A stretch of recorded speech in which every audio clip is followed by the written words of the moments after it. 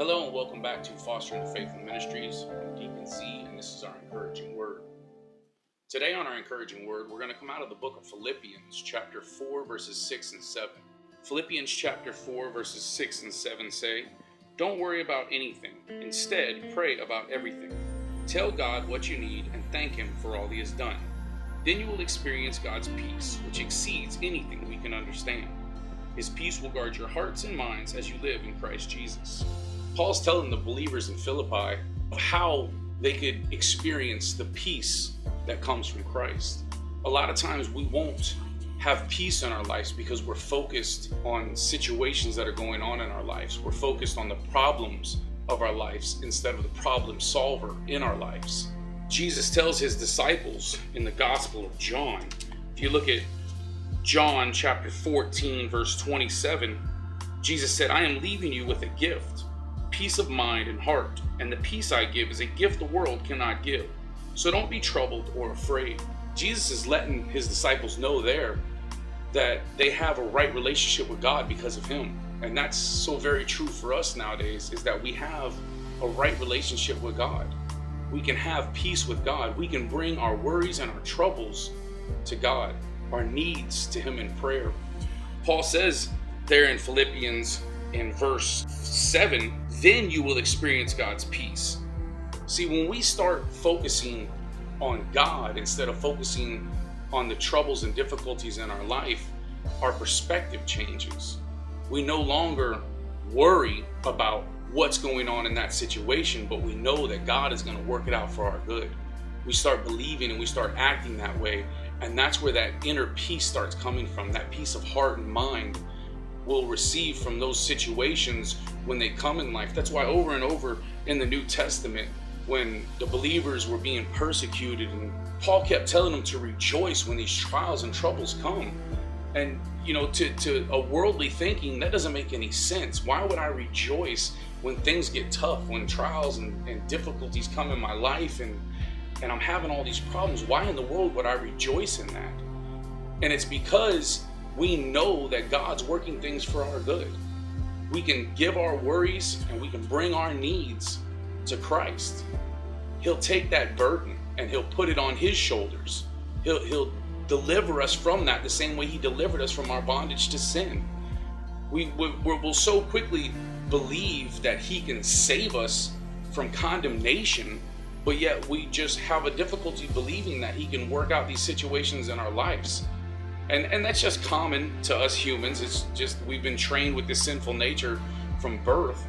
So we have to retrain our minds by staying in his word, with, like it says in Romans 12, verses 1 and 2, to be transformed by the renewing of our minds. And we only do that by acting upon the word that we're reading. But what Paul specifically says is that there's a promise here that you will experience the peace that comes from Christ when you give your worries to God. Don't worry any longer about the situation that you're going through, because you know that God will work it out. You know that he has your back and he's with you. If God is with you, who can be against you? Like I said before, that he'll never leave you or forsake you. So he's always going to be there in that difficult time with you. Just we're going through that process so we can be refined. Now, this refining process is like what they do with precious metals, like gold and silver. When they're refining gold and silver, it gets boiled and heated until the impurities come to the top, and then they scrape them off. This process keeps repeating and repeating and repeating until all the impurities come out of it, and that metal gets so pure that you can see your reflection in it. That's the same refining process that's taking place in our lives. As we face these difficult times and situations, we're being refined and the impurities are coming out of us. Our character's being built through this endurance as we go through this. God is working things out in our lives, and we're seeing him work things out in our lives. And we're being refined and becoming more and more like him, to the point where the impurities will come out and we will start to be a reflection of Christ, where other people will start to see his nature in us. They will start to see Christ in us. See, none of us have seen Christ alive today. The only way we'll see Christ is through other believers. We will see him being reflected through them.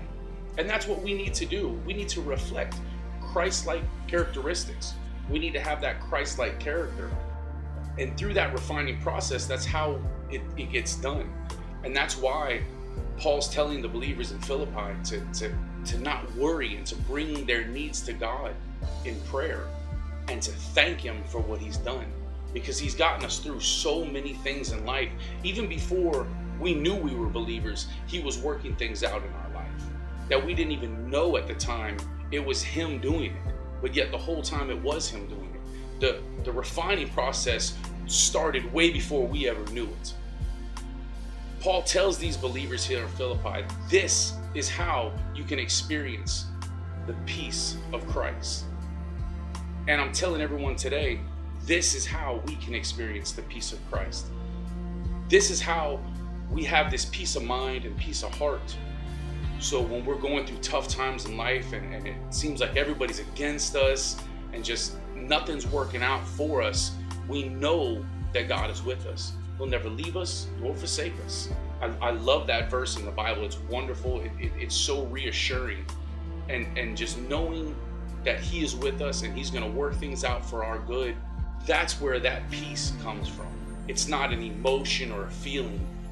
Now, it can be the same way we experience peace when we do things that make us happy, like spending time with our kids, or for me personally, going fishing. I love fishing.